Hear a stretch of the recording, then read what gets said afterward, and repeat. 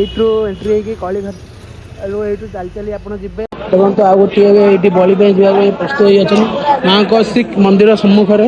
ବର୍ତ୍ତମାନ ଦର୍ଶନ ଆମର ବହୁତ ଭବ୍ୟ ଭାବରେ ହେଇଯାଇଅଛି।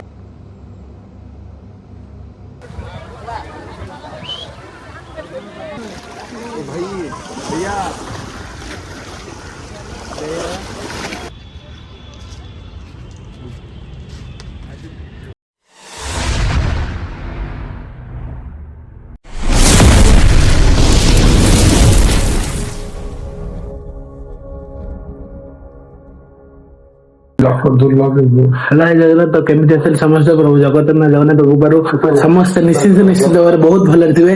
ତ ଆଜି ହଉଛି କୋଲକାତାରେ ଡେ 2।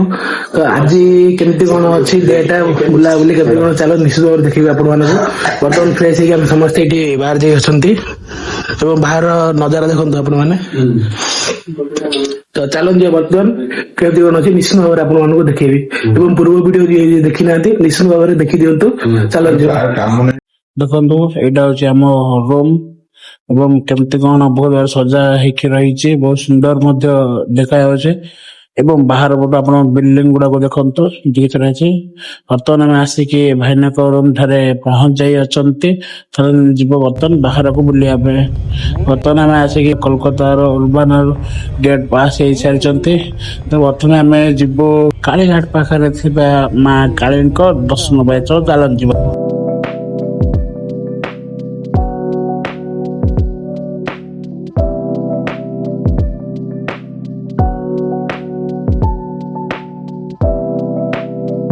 ଏଇଠୁ ଏଣ୍ଟ୍ରି ହେଇକି କଳିଘର ଏଇଠୁ ଚାଲି ଚାଲି ଆପଣ ଯିବେ। ସେଠି ପାର୍କିଂ ଟା। ତ ବର୍ତ୍ତମାନ ଆମେ ଯାଉଅଛୁ କାଳିଘାଟ କାଳୀଙ୍କ ଦର୍ଶନ ପାଇଁ। ତ ଏହା ହଉଛି ପୁରାଣ ଅନୁସାରେ ଏହା ମାତା ସତୀଙ୍କର 54 ଶକ୍ତିପୀଠରୁ ଇଏ ମଧ୍ୟ ଗୋଟିଏ ଶକ୍ତିପୀଠ ଅଟେ। ଏଇ ଗେଟ୍ ଭିତରେ ଏଣ୍ଟ୍ରି ହେଇକି ଏଇ ଆସିବେ ଏଇପଟେ ଆସିକି ଭିତରେ ପଛର ହଉଛି ବହୁତ ମାତ୍ରାରେ ଅଛି। ଏହି ମନ୍ଦିରଟି ମା କାଳୀଙ୍କ ସମର୍ପିତ ଅଟେ। ଯେହେତୁ କି ମାଙ୍କର ଦକ୍ଷିଣ ପାଦ ଏଠି ପଡିଥିଲା। ତ ମାଙ୍କ ଏଠି ଏବଂ ଶିବଙ୍କୁ ନକୁଳେଶ୍ଵର ମହାଦେବଙ୍କ ନାମରେ ମଧ୍ୟ ପୂଜିତ ହୋଇଥାଏ। ବର୍ତ୍ତମାନ ଦର୍ଶନ ଆମର ବହୁତ ଭବ୍ୟ ଭାବରେ ହେଇଯାଇଅଛି। ମୁଁ ଏଇ ପଛରେ ଦେଖନ୍ତୁ ମନ୍ଦିର ଅଛି ଏବଂ ଭିଡ ମାତ୍ରାରେ ବହୁତ ମାତ୍ରାରେ କମ ଅଛି ଭିଡ।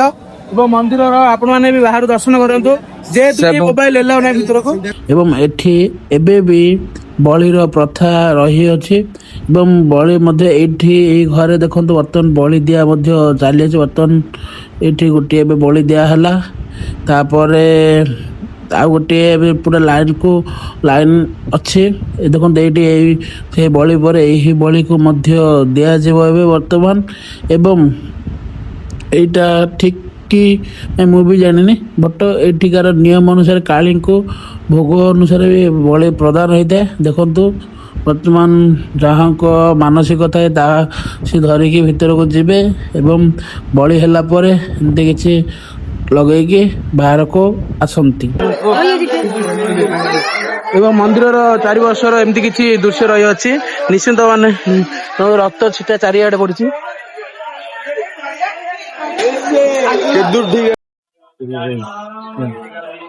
ଦେଖନ୍ତୁ ବର୍ତ୍ତମାନ ବଳି ଦିଆ ଚାଲିଅଛି। ଏକେ ବ୍ଲକ ସାଧୁବାନ ସବସ୍କ୍ରାଇବର ପୁଣି ଥରେ ମାଙ୍କ ଦର୍ଶନ କରନ୍ତୁ। ବର୍ତ୍ତମାନ ବାହାରକୁ ଏବଂ କେମିତି କଣ ଦୃଶ୍ୟ ରହିବ ଦେଖିବା। ଆପଣ ମାନେ ବି ନିଶ୍ଚିତ ଭାବରେ ଠକାମିର ଇଏ ହେବେନି। ବହୁତ ଲୋକ 5,000 6,000 ଏମିତି ମାଗୁଛନ୍ତି।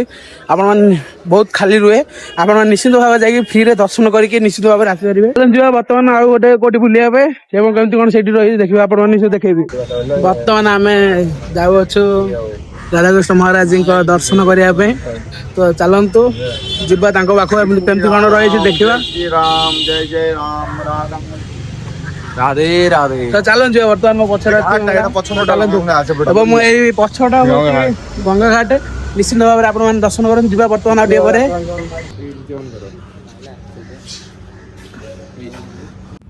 ତ ନିଶ୍ଚିନ୍ତ ଭାବରେ ଆପଣମାନେ ବି ମହାରାଜଙ୍କ ଦର୍ଶନ ପ୍ରାପ୍ତି କରନ୍ତୁ। ଏବଂ ଜଗନ୍ନାଥ ଚକାନୟନ ଏହି ପ୍ରଥମେ ଲେଖିକି ଗାଇଥିଲେ। ଆପଣମାନେ ଯୋଉମାନେ ବି ଜାଣିଛନ୍ତି ନିଶ୍ଚିନ୍ତ ଭାବରେ ଜାଣିଥିବେ ହରକୃଷ୍ଣ ମହାରାଜଙ୍କୁ। ବର୍ତ୍ତମାନ ଆମେ ଆସିକି ପହଞ୍ଚେ ଯେଉଁଠି ଗଙ୍ଗା ଘାଟ ଯେଉଁ ପାଖରେ ଅଛି ସେଠିକି ବୁଲିବା ପାଇଁ ଏବଂ ମା ଗଙ୍ଗାଙ୍କ ଦର୍ଶନ ପ୍ରାପ୍ତ କରିବା ପାଇଁ। ଏବେ ଆମେ ବର୍ତ୍ତମାନ ଯାଉଅଛୁ ମହା ଦକ୍ଷିଣକାଳୀଙ୍କ ଦର୍ଶନ ପାଇଁ, ଯାହାକି ଆପଣମାନେ ନିଶ୍ଚିତ ଭାବରେ ଜାଣିଥିବେ। ମା ଦକ୍ଷିଣକାଳୀ ଏହି ଛକଟା, ଏହି ଟ୍ରାଫିକ ଛକ ପାସ୍ ହେଲା ପରେ ଆଗକୁ ମାତ୍ର 1 ରୁ 2 କିଲୋମିଟର ପରେ ମା ଦକ୍ଷିଣକାଳୀଙ୍କ ମନ୍ଦିର ପଡ଼ିବ। ଚାଲନ୍ତୁ। ବର୍ତ୍ତମାନ ଆମେ ଏହି ଦକ୍ଷିଣକାଳୀଙ୍କ ପାର୍କିଂ ପାଖରେ ଗାଡ଼ି ପାର୍କ କରିକି ବର୍ତ୍ତମାନ ଯାଉଛନ୍ତି। ଏଠି ଚପଲ ସବୁ ରଖିକି, ବେଲ୍ଟ ସବୁ ରଖିକି ଚାଲି ଚାଲି ବର୍ତ୍ତମାନ ଯାଉଛନ୍ତି ମାଙ୍କ ଦର୍ଶନ ପ୍ରାପ୍ତ କରିବା ପାଇଁ। ଯେହେତୁ କି ମୋବାଇଲ ଭିତରକୁ ଏଲାଉ ନାହିଁ, ତ ବର୍ତ୍ତମାନ ଆମେ ମୋବାଇଲ ବାହାରେ ରଖିକି ହିଁ ଯିବୁ ମନ୍ଦିର ଦର୍ଶନ ପାଇଁ।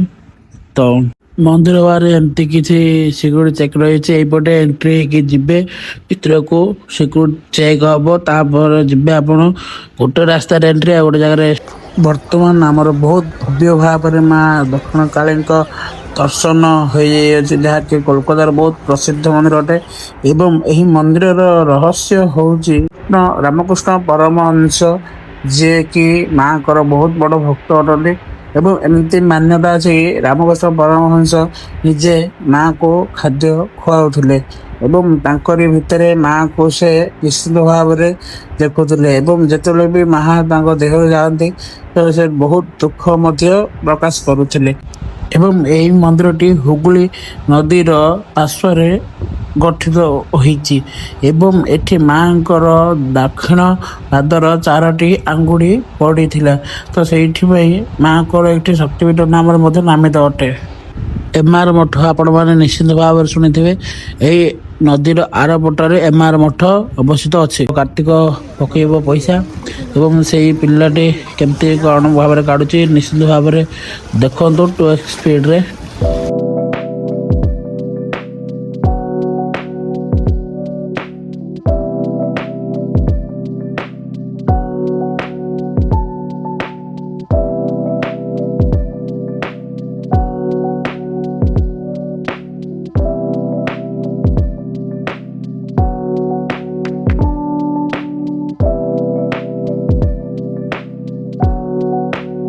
ଏବଂ ଏହି ହେଉଛି ମନ୍ଦିର ବାହାରର ଚତୁଃପାର୍ଶ୍ୱର ଦୃଶ୍ୟ। ଏବଂ ଚତୁଃପାର୍ଶ୍ୱରେ ବହୁତ ଗୁଡ଼ିଏ ମନ୍ଦିର ଅଛି, ଆପଣମାନେ ନିଶ୍ଚିନ୍ତ ଭାବରେ ବୁଲିପାରିବେ। ବର୍ତ୍ତମାନ ଏଇଠୁ ଆମେ ବିଦାୟ ନେଇକି ଯିବୁ ଆଉ ଗୋଟିଏ ନୂଆ ଜାଗାକୁ। ତ ଚାଲନ୍ତୁ ବର୍ତ୍ତମାନ ଦେଖନ୍ତୁ, ଗଲାବେଳେ ରାସ୍ତାରେ ପୁଲିସ ଆମ ଗାଡ଼ିକୁ ଅଟକେଇକି ଫାଇନ୍ କାଟି ଦେଇଛି।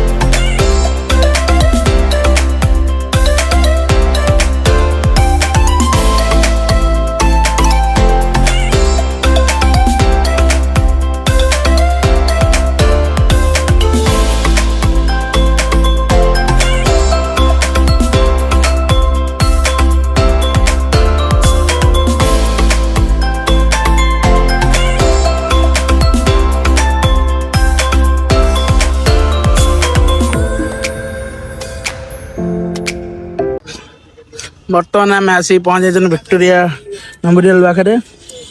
ଏବଂ ଯେହେତୁ କି ଟାଇମ୍ 5ଟା ହେଇଗଲାଣି, ତ 5ଟା 7ଟା ବନ୍ଦ ଅଛି, ଆଉ ଭିତରେ ଏଲାଉ ନାହିଁ ଏବେ। ତ ଯିବା ବାହାରୁ କେବଳ ଫଟୋ ନେଇକି ପଳେଇବା ପୁଣି।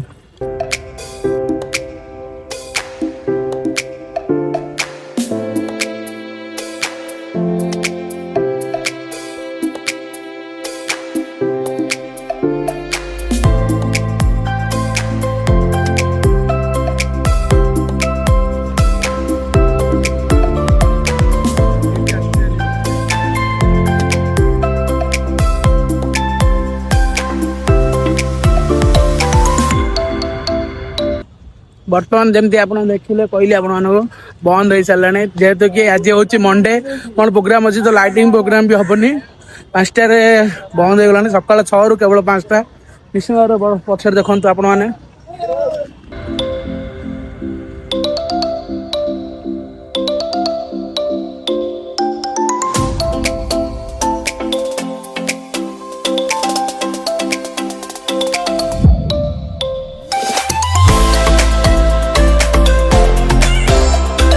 ତ ଭିତରେ ପାର୍କ ଟାଇପ୍ର କ'ଣ ଅଛି ତ ଚାଲନ୍ତୁ ଯିବା ବର୍ତ୍ତମାନ ବୁଲିବା ଭିତରେ ଏବଂ ପୁଣି ରିଟର୍ନ କରିଯିବା ରୁମ୍କୁ।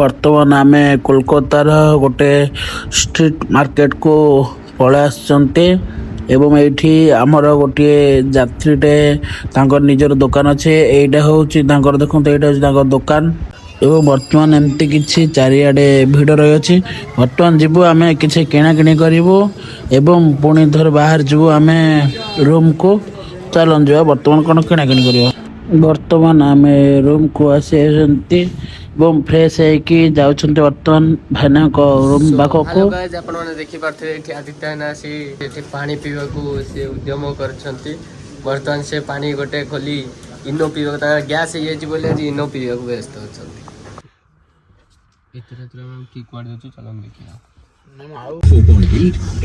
ତ ଚାଲନ୍ତୁ ଯିବା ବର୍ତ୍ତମାନ ଷ୍ଟେସନ ଏବଂ ଯିବା ଆଜି ପୁରୀ ବର୍ତ୍ତମାନ ସକାଳର ଟାଇମ୍ ହେଇଛି 4:30 ତ କାର୍ତ୍ତିକ ବାପୁ ଚନ୍ଦନ ସମସ୍ତେ ରେଡ଼ି ହେଇକି ପୁରା ଅଛନ୍ତି ସବୁ କାର୍ରେ ବସି ସାରିଲେଣି ଉବର କରିକି ଚାଲନ୍ତୁ ଯିବା ବର୍ତ୍ତମାନ ଷ୍ଟେସନ ଆମେ କେମିତି କ'ଣ ରହି ଦେଖିବା